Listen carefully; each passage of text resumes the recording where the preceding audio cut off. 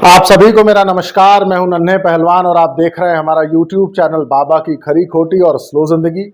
आज मेरे साथ मौजूद हैं, जलंधर में मैं हूं इस वक्त, और हैं लकी टॉक्स से भाई वीरेंद्र धीमानजी उर्फ लकी।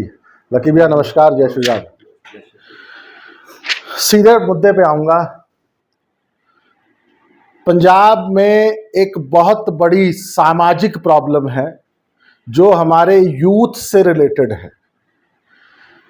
लकी भाई इस इंटरव्यू से पहले इन्होंने मुझे बोला कि पहलवान जी चाय के साथ क्या है। मैंने कहा जी नमकीन मठरी बिस्किट। कहते नहीं, पैटीज खाएंगे। जलंधर के एक पॉश इलाके की कमर्शियल प्रॉपर्टी और बहुत बड़ी और पुरानी बेकरी, 50 साल पुरानी होगी जी। मान सकते हैं जी। 80s की बेकरी होगी और बड़ी बेकरी है। इकलौता बेटा, 2 बेटियां, दून नहीं डलहौजी, शायद डलहौजी के पढ़े हैं। डलहौजी पब्लिक स्कूल है ना, हाँ डीपीएस डलहौजी पब्लिक स्कूल। उसको दिल्ली पब्लिक स्कूल से कंफ्यूज मत करिएगा आप लोग। बेटियां अपने अपने घर चली गई शादी करके। इकलौता बेटा पहले अमेरिकन एक्सप्रेस बैंक में लगा, कोविड के दौरान नौकरी चली गई, घर वापस आया, घर वालों से जिद की कि नहीं जी मैं तो कनाडा जाऊंगा, कनाडा जाऊंगा। अंकल ने बड़ा समझाया कि बेटा ये करोड़ों की दुकान जिसका मंथली ट्रांजैक्शन बहुत अच्छा है और हम अच्छे पैसे कमाते हैं। आप ये सोच लीजिए अगर एक बाप एक बेकरी से अपने 3 बच्चों को डलहौजी जैसे स्कूल में पढ़ा रहा है तो लकी भैया आज के ज़माने में लाख रुपए महीना फीस होगी डलहौजी पब्लिक स्कूल में विद हॉस्टल। तो आप सोच लो कि एक बाप, अगर अपने आज के ज़माने की बात कर रहा हूँ, कि अगर 3 बच्चे पढ़ा रहा है तो 3 लाख रुपए महीना तो सिर्फ वो फीस भर रहा है। नहीं चलो 3 लाख तो 2 लाख में शक नहीं है, बाकी आप लोग सर्च कर लीजिएगा। तो आप सोचिए कि इसका मतलब वो फैमिली इतना पैसा उस बेकरी से कमा रही थी कि वो अपने 3 बच्चों को डलहौजी पब्लिक स्कूल में पढ़ा पाए और उसके बाद अपने भी खर्चे, उस एरिया अपना लाइफस्टाइल मेंटेन करना। और पंजाब में लाइफस्टाइल ही तो सब कुछ है।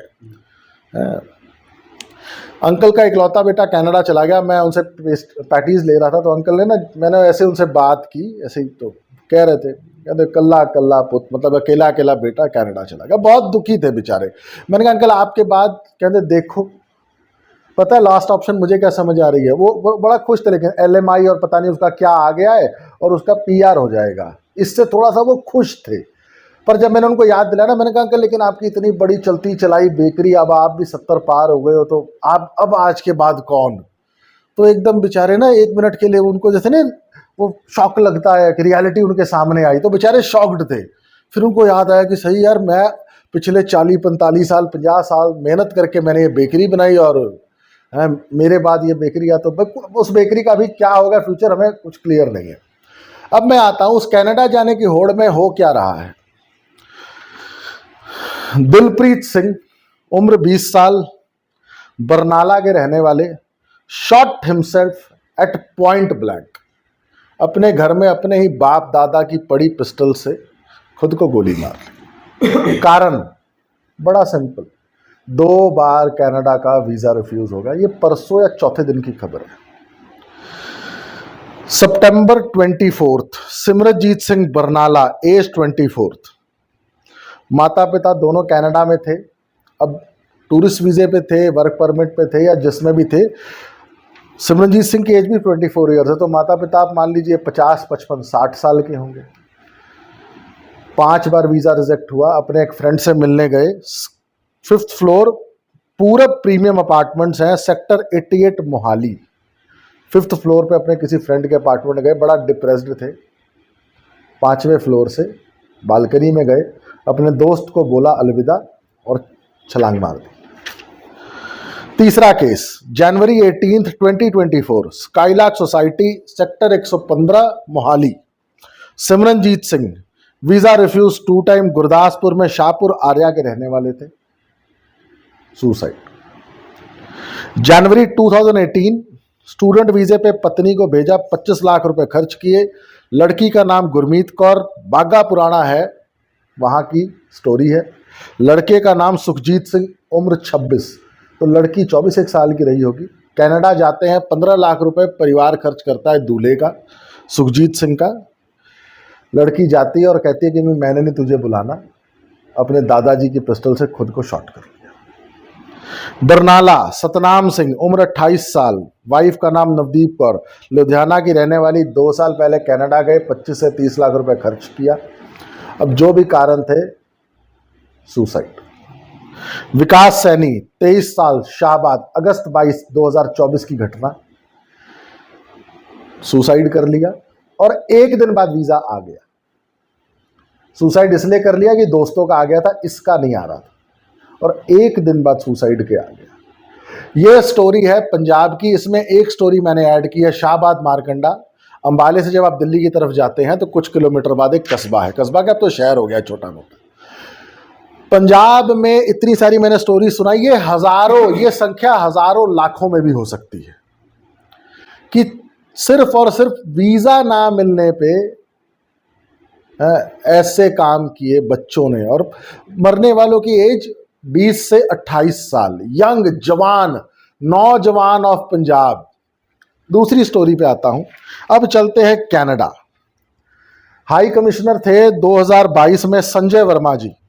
वो कहते हैं मैं हर हफ्ते 2 बॉडी बैग्स इंडिया भेजता हूं स्टूडेंट्स के। भाई संजय वर्मा हाई कमिश्नर है, झूठ तो बोलेंगे नहीं। उन्होंने कहा कि 2022 में जब मैं कनाडा में as a high commissioner posted था तो एवरेज मंथली 6 से 8 बच्चों की लाश वापस भेज रहा था इंडिया। कारण सुसाइड, डिप्रेशन, काम ना मिलना, वो जो चकाचौंध की लाइफ हमने देखी थी ना, वो सब छलावा। ये मैं नहीं कह रहा, ये संजय वर्मा कह रहे हैं। और ये सारी स्टोरीज आप पंजाब में सर्च करिए, आपको बड़े आराम से इजीली गूगल पे अवेलेबल है, गूगल न्यूज़ पे अवेलेबल है। 2020-21 में अजय बिसारिया हाई कमिश्नर, उनका ये कहना था कि एवरेज 8 स्टूडेंट। 2 हाई कमिश्नर्स के नाम ले रहा हूं वीरेंद्र जी मैं, संजय वर्मा 2022 और 2020-21 में ड्यूरिंग लॉकडाउन कोरोना के दौरान वहाँ हाई कमिश्नर थे अजय बिसारिया। अब मैं एक लड़की की बात करूँगा, नाम है श्रेया राजपूत। इंफॉर्मेशन टेक्नोलॉजी से एल्गोमा यूनिवर्सिटी है ओंटारियो में, कोर्स कर रही थी।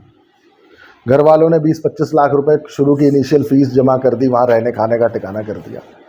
काम नहीं मिला, फीसें ज़्यादा थी, रहने का खर्च ज़्यादा था, घर वाले अफोर्ड नहीं कर पा रहे थे। एक्यूट डिप्रेशन, एक मेंटल हॉस्पिटल में एडमिट होती है, पर क्योंकि उसका जो वहाँ पे इंश्योरेंस थी वो उसको कवर नहीं करती थी, $48,000 का बिल बनता है। फ्रेंड्स पैसे इकट्ठे करके वो बिल देते हैं और अपने अब किसी फ्रेंड के साथ रह रही है और अटरली डिप्रेस्ड है। और उसने एक बात कही है कि भूल के भी कनाडा मत आना। ये स्टोरी सिर्फ कनाडा की नहीं है, पूरा यूरोप, पूरा अमेरिका, पूरे का पूरा यूके, और जहां भी आप 20, 25, 50 लाख लगा के अपने बच्चे को भेज रहे हैं, वहां की यही स्टोरी है।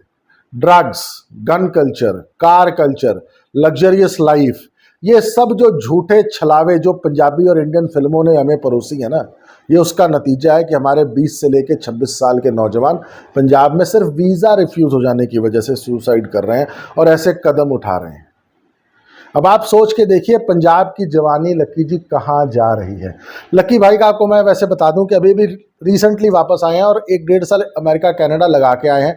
आपने हमारे चैनल पे इनके कई इंटरव्यूज़ देखे होंगे पीछे, और मैं क्योंकि जलंधर आया हुआ था तो मैंने कहा इनका पर्सनल इंटरव्यू करता हूँ, क्योंकि लोगों को, पंजाबियों को, स्पेशली पंजाब को और हरियाणा जो अब पंजाब की राह पर चल पड़ा है। हम कहते थे ना डोंकी लगा के मत जाओ, क्यों अपनी जान रिस्क में डाल रहे हो। ठीक है, डोंकी लगा के वो तो चलो इलीगल रूट था, पर स्टडी वीज़ा, वर्क परमिट, बताने वालों ने मुझे बताया है कि वहाँ कैसे पंजाबी अपने बच्चों को एक्सप्लॉइट करते हैं। मैं अगले पार्ट में वो स्टोरियाँ सुनाऊंगा।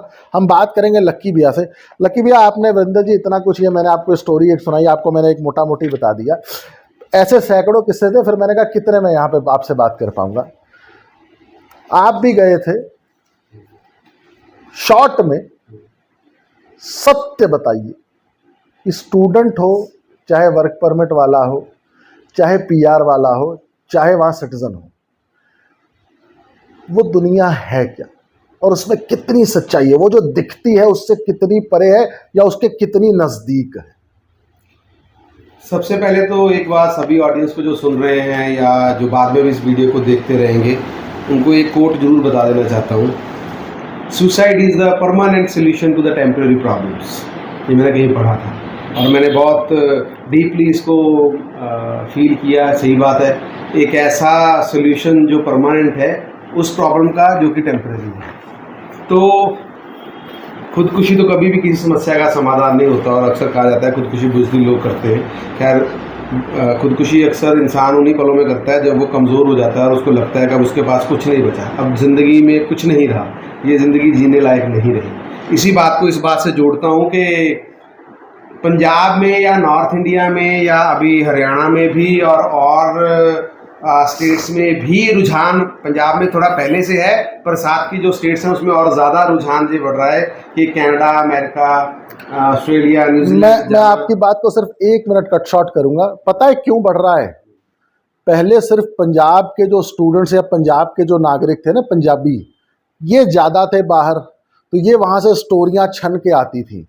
पर जब से टेक्नोलॉजी आई, इंटरनेट आया, हर एक के हाथ में स्मार्टफोन आया ना, एक्चुअली वो जो लाइफ है ना, वो जो छलावा है, अब वो सब अपने फ़ोन में देख रहे हैं। तो ये बीमारी जो पंजाब में थी ना, वो हरियाणा से होते हुए, गुजरात से होते हुए पूरे इंडिया को निगल रही है जी। अब वहाँ के सत्य की बात करें तो प्रॉब्लम ये नहीं है कि वहाँ का सत्य या सत्य क्या है। असली बात समझने वाली ये है कि यहाँ पर बैठे बैठे हम जो समझ रहे हैं, हमने जो एक थॉट, एक पिक्चर, एक एहसास उस दुनिया के लिए बना लिया है। जब लोग वहाँ पे जाके लैंड करते हैं, पहुँचते हैं, तो वो एकदम से लगता है अभी हम तो जो सब्ज़ बाग देख के आए थे कि बहुत बढ़िया दुनिया है, वहाँ पे सब पैसा ही पैसा है, सुख ही सुख है। ज़िंदगी में अगर वहाँ चले गए तो उससे बेहतर तो स्वर्ग ही हो सकता है, शायद उसको स्वर्ग मान के ही जाते हैं। तो लेकिन जब वहाँ लैंड करते हैं, कुछ समय रहते हैं, धीरे धीरे उनको समझ आना शुरू होता है कि जो मैं सोच रहा था, जो मैं सुन रहा था, जो मैं समझ रहा था, वो सच्चाई से बहुत दूर था। डिसिप्लिन दुनिया है, साफ़ सुथरी दुनिया है, ब्रांडेड चीज़ें थोड़ी ज़्यादा मिल जाती हैं, बढ़िया गाड़ी चलाने का मौका मिल जाता है, ये सब चीज़ें सत्य हैं। वहाँ पे सब कुछ है ऐसा। पैसे से खरीदी जाने वाली जो यहाँ पे लग्जरीज लगती हैं, जिनके लिए हर बंदे का मन हमेशा लालायित रहता है कि मुझे ये भी मिल जाए, मुझे आईफोन भी मिल जाए, बढ़िया गाड़ी भी मिल जाए, एक बहुत आलीशान घर में भी रहूँ, सामने एक पार्क हो, खुली सड़क हो, डिसिप्लिन हो, लॉ एंड ऑर्डर बहुत अच्छा हो, ये जो थॉट बना होता है वो सब वहाँ पे है, वो है। लेकिन वो आपको दिख रहा है, अब आपको उसको वहाँ पे जाके जीना है, उसकी एक कीमत है, वो फ्री में नहीं है, वो है, उसकी एक कीमत है। उसकी जो कीमत है वो बहुत ज़्यादा है, नॉर्मल नहीं है। उसकी कीमत ये है कि आप वहाँ पर अगर सेटल हैं और वहाँ पर एक अच्छी ज़िंदगी जीना चाहते हैं तो आपको वहाँ पर ह्यूमन के चोले से निकल के मशीन मैन के चोले में एंटर करना पड़ेगा। आप एक मशीन बन जाते हैं जो सुबह से शाम तक सिर्फ काम काम काम काम काम में ही लगी रहती है। और 10-20 साल बाद जो लोग वहाँ रहते हैं वो खुद भी मान लेते हैं कि भाई अब मशीन ही है, यही लाइफ है, वापस जा नहीं सकते, वहाँ के सिस्टम से आप आउट हो नहीं सकते। वहाँ पर रहना, इन सब चीज़ों की जो कीमत अदा करनी पड़ती है, वो कीमत सुबह से रात तक काम करना पड़ेगा। पर आवर जॉब होती है, मंथली सैलरी देने का सिस्टम नहीं है, पर आवर की जॉब है। एक एक घंटा आपका कैलकुलेट होके जाएगा पैसा कमाने के लिए। दौड़ भाग बहुत ज़्यादा है। अगर कमाई इंडिया के साथ कंपेयर करेंगे तो बहुत ज़्यादा महसूस होगी, पर वहाँ रहने के लिए, वहाँ की कॉस्ट ऑफ लिविंग को बेयर करने के साथ कंपेयर करेंगे तो कुछ भी नहीं है। वहाँ पर 90% लोग जो हैं वो घर की इंस्टॉलमेंट देते हैं। इंडिया में 90% लोगों का खुद का घर है। बहुत सिंपल सी बात है। वहाँ पर आपको पर आवर जॉब करना है, आप मंथली जॉब करते हैं तो you get a good salary है। होता क्या है, यहाँ पर बैठ के ये लगता है कि वहाँ पर सब कुछ बढ़िया है, वहाँ पर कोई कमी नहीं है। वहाँ जाकर के 6 महीने साल में समझ आता है नहीं भाई, यहाँ पर कुछ अच्छी चीज़ें हैं लेकिन यहाँ पर भी बहुत सारी कमियाँ हैं। शायद वो कमियाँ वो नहीं है जो इंडिया में थी, जो भारत में थी, जो यहाँ पर भी बहुत सारी कमियाँ हैं, वहाँ भी हैं। अगर वहाँ पर बहुत सारे गुण हैं तो वो गुण यहाँ भी हैं। तो एक बैलेंस है जो समझना होता है। तो एक जो रॉन्ग थॉट, जो एक रॉन्ग माइंड है कि अगर कनाडा चले गए, अगर अमेरिका चले गए, अगर ऑस्ट्रेलिया, यूरोप चले गए तो ज़िंदगी का वैकुंठ मिल गया, उससे आगे कुछ नहीं है, मोक्ष की प्राप्ति हो जाएगी, इससे आगे कुछ नहीं है, तो ये गलतफहमी है। वहाँ तक जाना एक स्ट्रगल है, उसके ख़त्म होने के बाद, वहाँ पहुँचने के बाद ज़िंदगी का दूसरा स्ट्रगल शुरू होता है जो ख़त्म नहीं होता।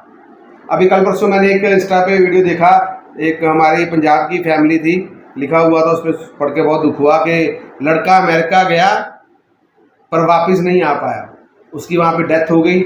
तो उसकी अस्थि कलश में उसकी अस्थियाँ आई, कार से निकाली गई, तो माँ ऐसे सीने से लगा के फूट फूट कर रो रही थी और सभी गांव की औरतें थी। तो मैं सोच रहा था कि लड़का भी सोच रहा होगा घर जाऊंगा एक दिन, पर वो नहीं आ पाया जी। और ये सुसाइड की जो आपने कुछ स्टोरीज तो आप नोटिस कर रहे हैं, पर ऐसी बहुत सारी स्टोरीज हैं जो नोटिस में नहीं आती हैं। और हम कहीं 2 दिन के लिए घूमने जाएं, 8वीं 10वीं का परीक्षा का हमें एग्ज़ाम भी देना हो और छोटी छोटी चीज़ों, घर के बजट की, राशन लाने की भी प्लानिंग होती है, लेकिन किसी 18 साल के 20 साल के बच्चे को आप अपनी दुनिया से दूर, उसकी दुनिया से दूर, उसके कंफर्ट से दूर, उसकी नोन सराउंडिंग से दूर भेज रहे हैं, एक ऐसी दुनिया में जहाँ पर वो कुछ भी नहीं जानता है, उसको कुछ भी नहीं पता है। पॉज है, पॉज करिए। उसको कुछ भी नहीं पता है। ये तो प्रॉब्लम है कि उसको कुछ भी नहीं पता है, वो कहाँ जा रहा है, वो क्या करेगा, कैसी जिंदगी जिएगा, कैसे लड़ेगा। ये तो एक प्रॉब्लम है। एक दूसरी उससे बड़ी प्रॉब्लम है जिसके बारे में कोई भी बात नहीं कर रहा है, जिसके बारे में कोई भी समझ नहीं रहा है। जो जा रहा है उसको तो नहीं पता है, जो भेज रहे हैं माँ बाप उनको भी तो नहीं पता है कि वो अपने बच्चे को कहाँ भेज रहे हैं। ये पॉइंट सबसे जरूरी है इस पूरी टॉक का। यस। राजा रघुवंशी के साथ जो हुआ ना, उसमें सोनम रघुवंशी के साथ सोनम के माँ बाप भी बराबर जिम्मेदार हैं। तो हमारे बच्चों के साथ जो कनाडा, अमेरिका, यूएस में हो रहा है ना, उसके लिए हम भी बराबर जिम्मेदार हैं। वो बच्चा जिम्मेदार नहीं है।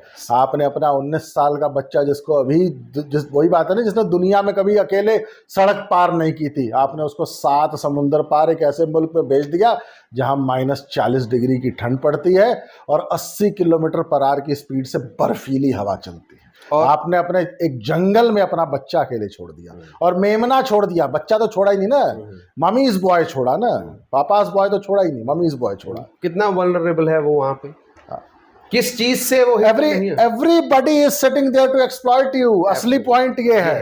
मैं अगले पार्ट में आपको बताऊंगा कि क्या क्या एक्सप्लॉइटेशन हो रहा है हमारे बच्चों के साथ। जी।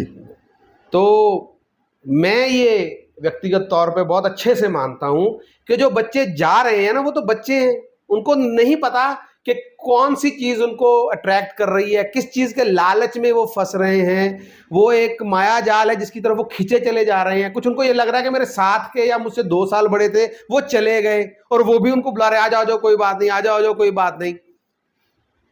पर पेरेंट्स को नहीं पता है। पेरेंट्स को लग रहा है शायद बच्चा कनाडा अमेरिका चला गया ना तो वो गंगा नहा लिए है, बस जो चला गया बस ठीक है। वो वहां जाके क्या करेगा, क्या बनेगा, उसका जीवन क्या होगा, वो कहाँ पहुंचेगा, इससे कुछ लेना देना नहीं है यहाँ पे लोगों को।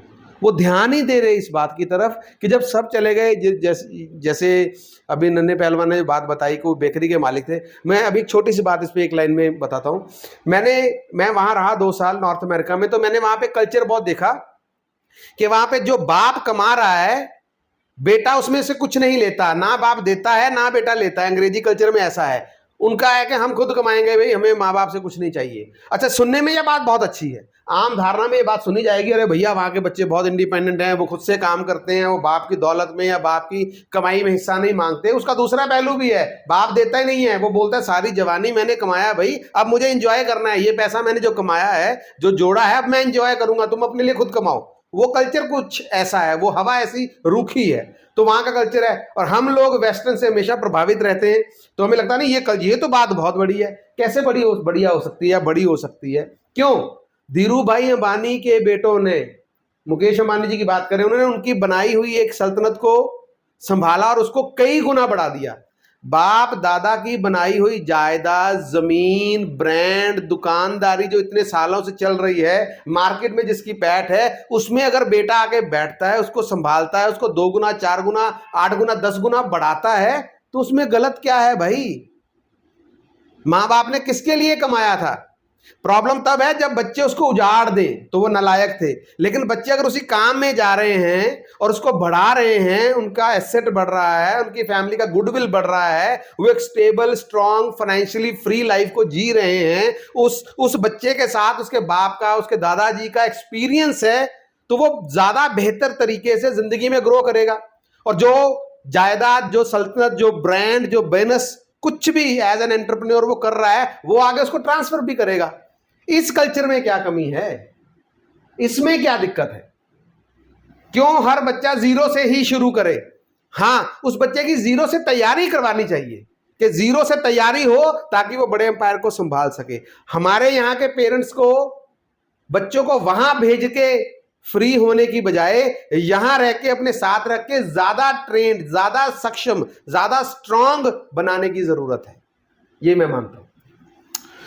अब मैं आता हूं इस वीडियो के दूसरे पार्ट में। पहले पार्ट में उन्होंने समझा दिया कि वो जो सब्ज बाग आप देख रहे हो उसके लिए क्या हार्डशिप और किस एनवायरनमेंट में और क्या क्या देखना पड़ेगा। पहले तो अपने बच्चों को फिर उसके लिए तैयार करो या मत भेजो। सीधी सीधी भैया, हम तो सीधा बोलेंगे, मत भेजो।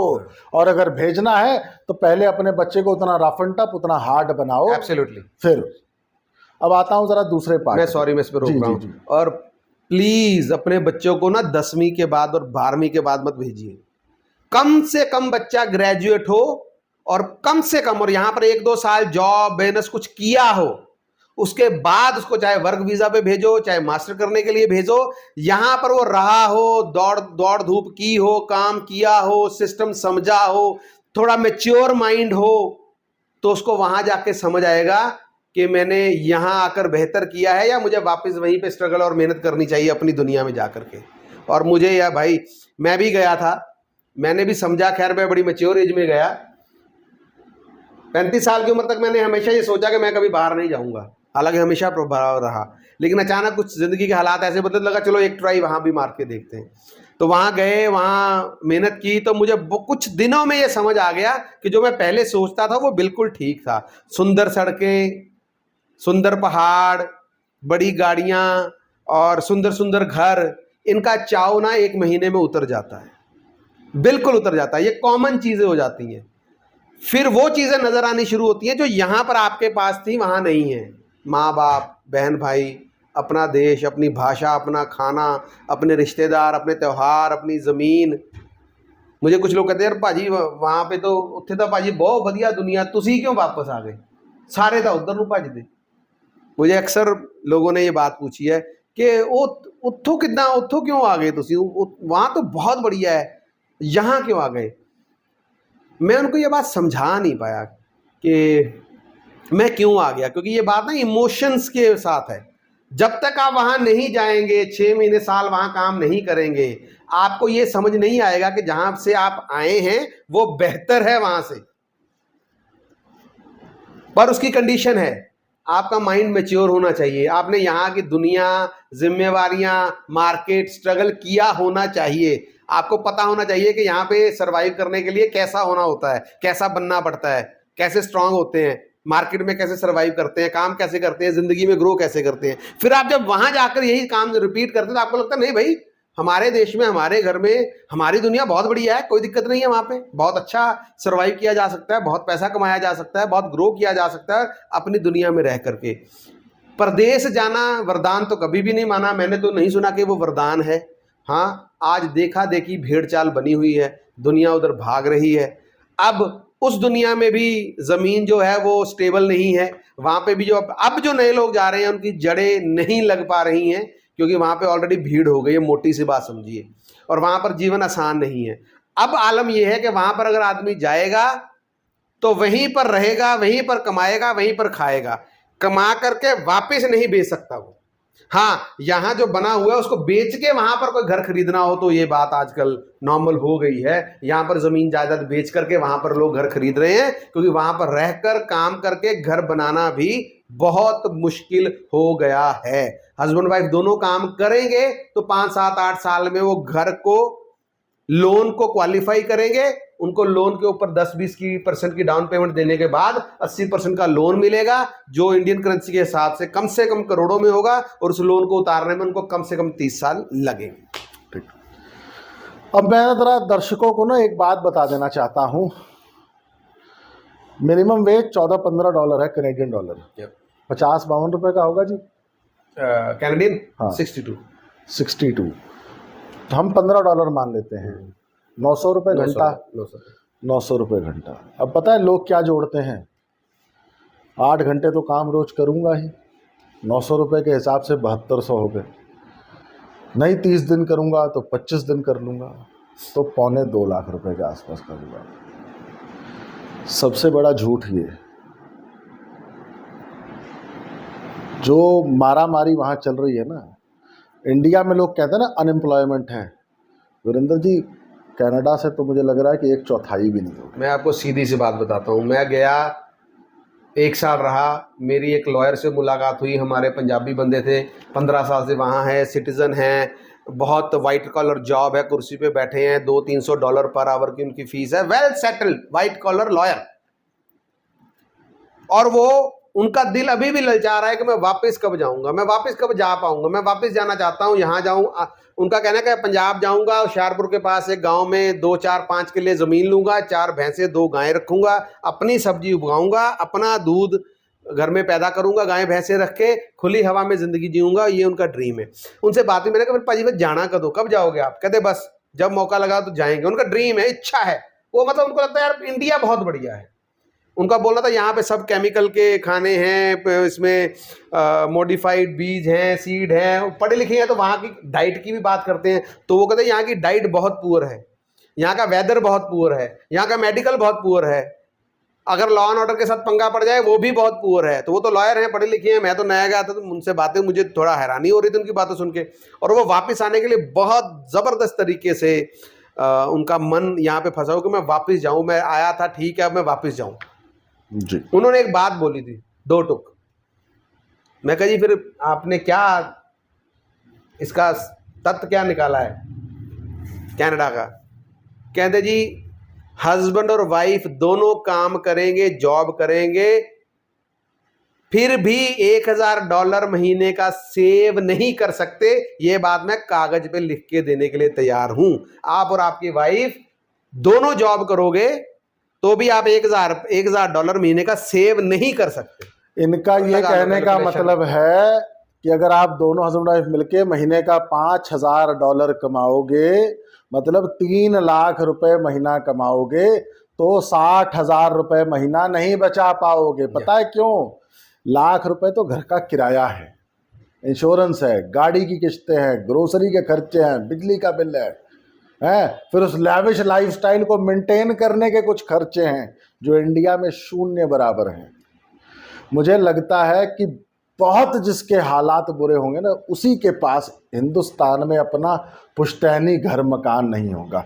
ठीक है, सबका जलंधर के मॉडल टाउन में नहीं होगा, लेकिन किसी का जलंधर के किसी गांव में चाहे 5 मरले का ही घर हो, 1000 स्क्वायर फुट का मकान हो, पर उसके पास भी मकान है। ऐसा तो मुझे नहीं लगता कि कोई हिंदुस्तान में व्यक्ति हो जिसके पास अपना पुश्तैनी मकान ना हो। शायद 0.1% लोग होंगे, या मैं कहता हूँ चलो मैं और वो करता हूँ, 1% लोग हिंदुस्तान में होंगे जिनके पास अपना पुश्तैनी मकान और ज़मीन ना हो। पर कनाडा में तो आपको जाकर सब कुछ ज़मीन नींव से बनाना है और अकेले बनाना है। और उसके लिए जो सेक्रीफाइस आपको करना है आप सोच नहीं सकते। अब आता हूँ ज़रा दूसरे पहलू पे कि वहाँ एक्सप्लॉयटेशन कौन कर रहा है। वहाँ से ना, वहाँ एक लकी भैया, वहाँ एक नौजवान सपोर्ट सभा NSS नाम का एक ग्रुप है। उन्होंने एक स्टोरी सुनाई, बात है मई 2020 की। एक लड़की है गगनप्रीत कौर, उम्र 23 साल, स्टडी वीज़े पे वहाँ थी। $14 पर घंटे पे उसने वहाँ काम करना शुरू किया। तब मिनिमम वेज 14 ही थी, उसने 14 पे काम करना शुरू किया। कागजों में उससे काम कराते थे 4 घंटे, तो $56 हो गए। मैं उसको 60 मान लेता हूँ, रोज के बन गए 3600 रुपये। मैं उसको 4000 मान लेता हूँ। महीने के 30 दिन काम करती थी और एक्चुअल काम करती थी 8 से 10 घंटे। हार्श लेबर समझ सकते हो आप? बहुत अच्छे से। हार्शेस्ट को 1000 गुना कर लो।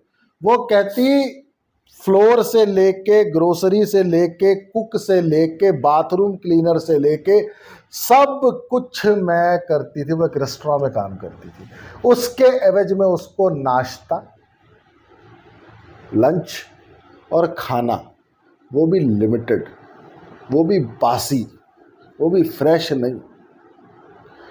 अंततः एक इंडियन ओन्ड ही वो स्टोर था, उसके लड़की के फिर कुछ पैसे थे, नहीं दिए। और उस लड़की को लोभ क्या दिया था, शायद PR में कुछ मदद कर देते हैं ये लोग, जब 2-3 साल आपको वहाँ ऐसे आपका एक्सप्लॉयटेशन करते हैं, ऐसा कुछ है। कहते हैं जी, पंजाबी में कहावत है यहाँ पे, अपने लोग ही बेड़ियां च बट्टे पाते हैं। यानी कि जो अपने लोग होते हैं ना वही आपकी नौका को डुबोते हैं। जो बाढ़ होती है ना वो खेत को बचाने के लिए लगाई जाती है। अगर बाढ़ ही खेत को खाएगी तो खेत को कोई नहीं बचा सकता। नहीं बचा सकता। यहाँ से जितने भी लोग बाहर जाते हैं उनको बड़ा स्ट्रांगली लगता है यार हमारे लोग बैठे हैं जी, कोई बात नहीं, हमें चिंता नहीं, भेज दो, हम बैठे हैं। पर वहां पर एक्चुअल ऐसा नहीं है।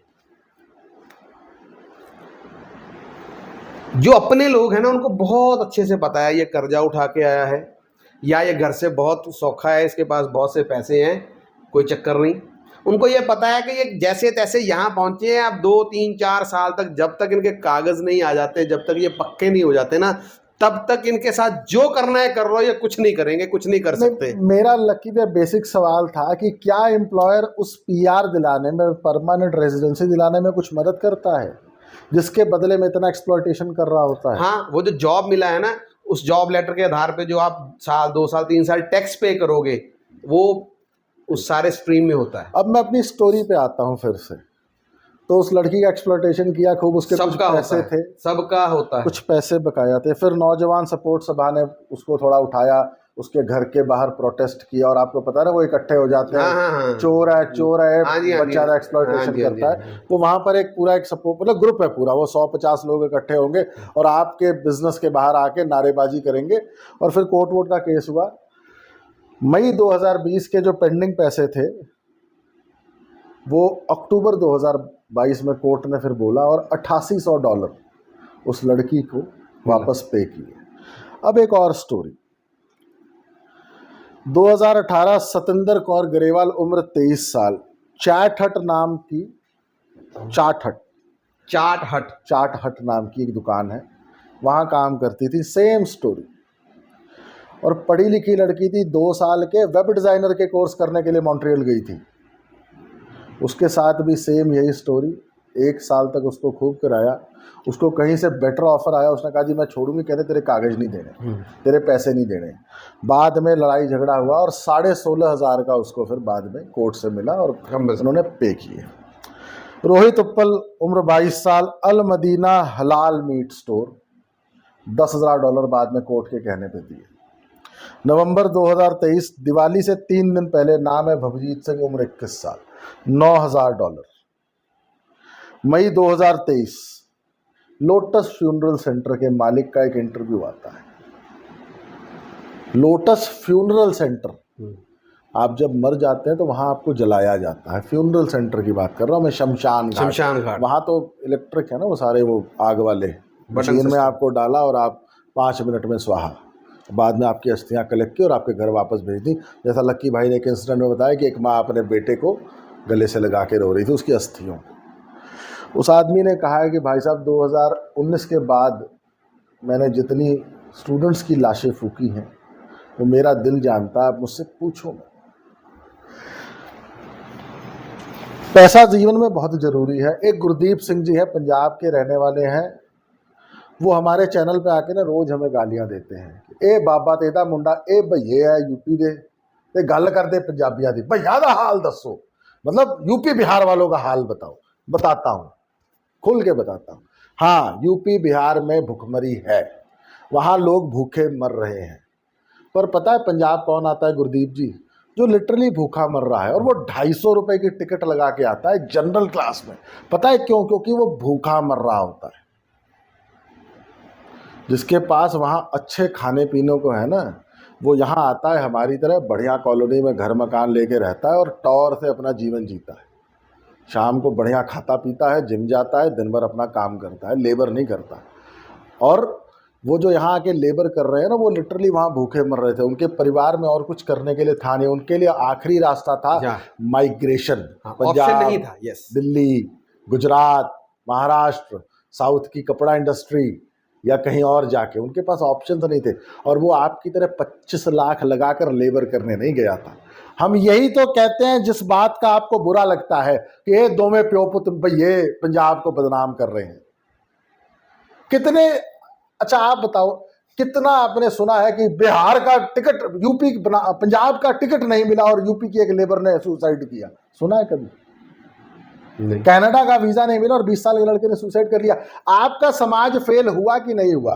ये बहुत गंभीर मुद्दा है समझने के लिए। 250 रुपए लगा के गुरदीप जी पंजाब आके लेबर करना और 25 लाख रुपए जाके लगा के लेबर करने में जमीन आसमान का फर्क है। आप उसको कंपेयर नहीं कर सकते। मैं सुल्तानपुर लोधी की एक फैमिली को जानता हूं जिन्होंने अपने 14 किल्ले जमीन 4.25 करोड़ में बेच के ऑस्ट्रेलिया चले गए।